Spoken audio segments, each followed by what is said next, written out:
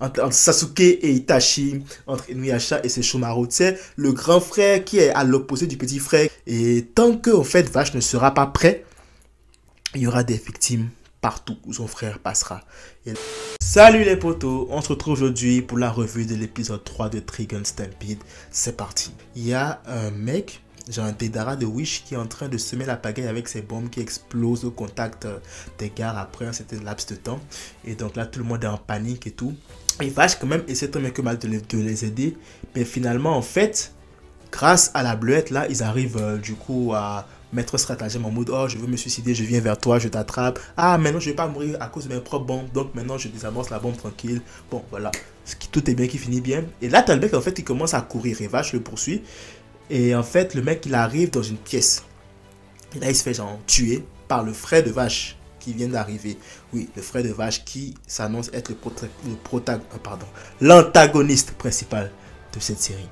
Et donc là, du coup, en fait, c'est magnifique comment il est introduit. Parce que dès que la musique retentit comme ça, ta Vash qui est livide, qui est pâle et qui dit à tout le monde de fuir. Parce qu'une force que même lui, l'intrépide, le courageux Vash de Stampede, qui ne recule devant rien, une force que même lui ne peut pas vaincre, ne peut pas combattre. Et donc là, en fait, il dit à tout le monde de fuir. Et même quand les deux se rencontrent, tu vois un Vash qui tremble. Et ça, je trouve que c'est magnifique parce que ça permet de donner de la crédibilité à l'antagoniste. Là, maintenant, on sait que c'est un antagoniste qui fait du poids. Là, on sait que c'est vraiment l'antagoniste de la série. Là, on sait que ce gars-là, il n'est pas là pour rigoler. Et ça, c'est magnifique parce que rien qu'à voir la réaction de Vash, tu te dis, il n'y a aucun moyen où ce gars-là ne peut pas être l'antagoniste principal, tu vois. Genre, il te donne en même temps ce vibe-là de méchant. Et tu te demandes comment est-ce qu'il va faire. Comment est-ce que Vash va faire. Parce que de ce qu'on a compris, le mec, il le surpasse de partout, hein. Il le surpasse partout. Apparemment, il a des pouvoirs que Vash n'a pas. Ils ont parlé de portail. Apparemment, je pense que c'est un système de pouvoir qui serait instauré plus tard dans la série, je ne sais pas.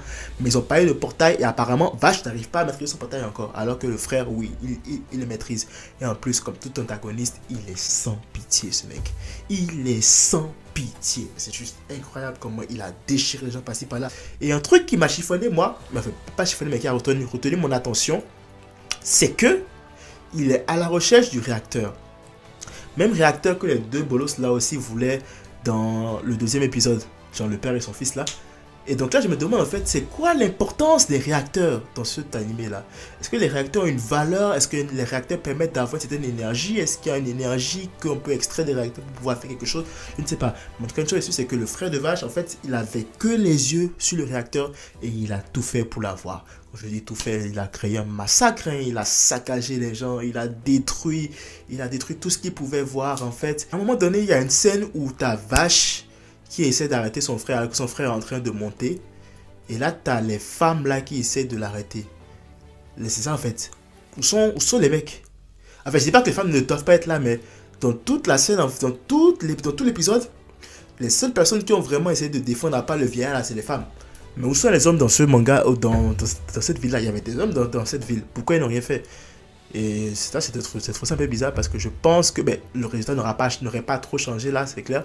Mais quand même, je pense qu'on aurait pu éviter le massacre des femmes qui était quand même gore en fait. Le massacre était quand même gore. Enfin, c'était à la limite du gore. Tu sais, on n'est pas encore dans le délire de Gantz là, non pas du tout.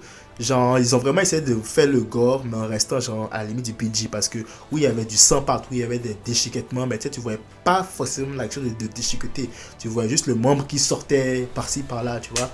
Donc ça, c'est intéressant. C'est quand même bien fait. Je trouve que c'est quand même cool. Maintenant, la relation entre les deux frères, on est clairement là dans une relation à la genre Sasuke Uchiwa, je dis Sasuke Uchiwa, entre Sasuke et Itachi, entre Inuyasha et Sesshomaru. Tu sais, le grand frère qui est à l'opposé du petit frère, qui est le grand frère qui est l'antagoniste en fait, supposé antagoniste, et qui martyrise un peu son petit frère, qui le domine sur tous les plans, qui le terrorise limite, tu vois, on est vraiment dans ça, et il faut voir hein, à chaque interaction entre Vash et Million Knives, c'était incroyable. Genre Vash n'était plus lui-même, Vash avait peur. Limite, Vash tremblait à chaque fois. Du coup, on a pu voir son frère à l'œuvre. Hein. Son frère, il est puissant. Il est puissant. Avec son corps à la Docteur Octopus, là, il gère. Franchement, il gère avec ses tentacules. Et on voit aussi que le frère n'est pas seul. Hein. Le frère, il n'est pas seul. Il a quand même des sbires avec lui de ce qu'on a pu voir. Et Il y a un mec avec des lunettes exposé à un autre docteur. Puis le pire intéressant, c'est la petite fille qui leur ressemble comme deux gouttes quand ils étaient petits. Est-ce que c'est un clone ou est-ce que c'est un enfant qu'il a eu? Aucune idée, mais en tout cas, je pense que cette fille-là quand même regorge de certains pouvoirs et ce serait intéressant de voir de quoi il s'agit. Donc voilà, donc il a fait son petit show de pouvoir et tout en mode ouais, je suis le méchant, allez, je vous montre de quelle boîte je me chauffe, je vous montre mon pouvoir, vas-y avec les épées, les kunai, ben non, avec ces trucs de couteau là et tout. Il a fait son show, puis il a récupéré le réacteur malheureusement et il a parlé à Vache. Et donc on a vu aussi que Vache ne pouvait pas, mais après Vache, quand Vache a tiré à côté. Il n'a pas tiré sur le gars lui-même, tu vois. Mais en même temps, après, je pense pas que ça aurait changé grand-chose s'il visait bien. Mais on sent que Vache, en fait, est la difficulté. Non seulement il y a cette peur-là vis-à-vis de son frère, mais je pense aussi qu'il y a cette difficulté-là à pouvoir tuer son frère. Et donc, c'est ça qui va vraiment jouer dans cette série. C'est à quel point est-ce que Vache sera prêt à aller pour faire face à son frère. Est-ce que Vache lui-même, en ce moment, en fait, est prêt à faire face à son frère? En tout cas, pour le moment de ce qu'on a vu, pas du tout. Et en tout cas, mais il est loin d'être prêt. Et tant que, en fait, Vache ne sera pas prêt, il y aura des victimes partout où son frère passera. Il y a un gros carnage, il y avait plein de vies perdues. Le pauvre Tori ou Tony, le petit garçon là, je pense qu'il est mort. Et sa mère a commencé à mal parler à Vache en mode ouais, c'est ta faute et tout, c'est ton frère, c'est pour ça que ça nous est arrivé, dégage, je ne veux plus te voir dans cette ville et tout. Donc Vache, tranquillement, il a pris son sac, il est parti au calme. Et je pense que ça va être un peu de ça hein, dans l'anime. En mode, à chaque fois qu'il va dans une ville, il y a cet accrochage avec son frère. Il n'est toujours pas prêt à affronter son frère. Du coup, il y a des casualités à côté. Et tout le monde le déteste. Donc, il va changer de vie et tout. Donc, je pense que ça va être un peu ça.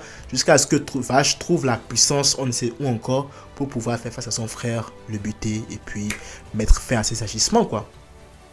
Et à la fin de l'épisode, c'était vraiment triste parce que tu as un Vache qui part. Et là, tu as la petite là qui vient le voir et lui dit... Oh, t'as dit toutes ces choses-là, toutes ces choses malheureuses, on te les a dites, et toi, tu n'as juste fait que sourire. Et là, Vache a dit une phrase, mais qui m'a vraiment touché, personnellement. Il a dit, je souris parce que je n'ai pas le droit de pleurer. Ça a frappé direct home, là. Ça a frappé direct home. Donc là, maintenant, en fait, on a un Vache, en fait, solitaire, qui prend tout sur lui, qui vit sa peine seul au jour le jour, et qui s'en fout en fait de sa peine et qui essaye de tout faire chaque jour pour aider ceux qui l'entourent. C'est vrai qu'il n'arrive pas souvent, mais au moins il donnera toujours son 100%. Et donc là maintenant, Vache explique qu'il va à la troisième ville, July, où son frère l'attend. Alors j'ai pas vu à un moment donné dans l'anime où il lui a donné rendez-vous. Je ne sais pas sur quoi il se base pour dire que son frère l'attend là-bas. Mais bon. Je suis sûr que dans le prochain épisode, normalement, on devrait avoir une histoire encore entre Vache et son frère à July. Et on espère que ce ne sera pas totalement le même scénario. Même si je pense que ce sera quand même le même scénario. Où au moins on aura un développement par rapport à la relation entre les deux ou aux origines de Vache, quoi, tu vois. Mais bon, malheureusement, pour le moment, ce qui est sûr, c'est que le frère de Vache, il a l'ascendant sur Vache. Que ce soit psychologique, physique, mental, tout ce que tu veux. Et donc je pense que le fil conducteur de la série sera de voir à quel point Vache va surmonter ces obstacles-là pour arriver au même niveau que son frère et pouvoir lui faire face homme à homme. Voilà, c'était tout cette petite revue de l'épisode 3 de Trigun Stampede. Je me suis attardé vraiment sur les événements importants de l'épisode et j'ai vraiment donné mon avis. Puis j'ai vraiment aussi exprimé ce que je pensais par rapport à certaines parties de l'épisode. Si tu as aimé la revue, n'hésite pas à liker et à laisser un commentaire, ça fait toujours plaisir. Si tu n'es pas encore abonné, abonne-toi. On se retrouve très vite pour de nouvelles vidéos. Ouais, j'oubliais aussi l'opening. Je commence à aimer l'opening. Il est vraiment cool. J'aime bien. C'est vraiment top. Franchement, je m'attendais pas, mais c'est doux à écouter à l'oreille. Prenez tout soin de vous et de vos proches. Je vous souhaite à tous une excellente année 2023. Que la force accompagne.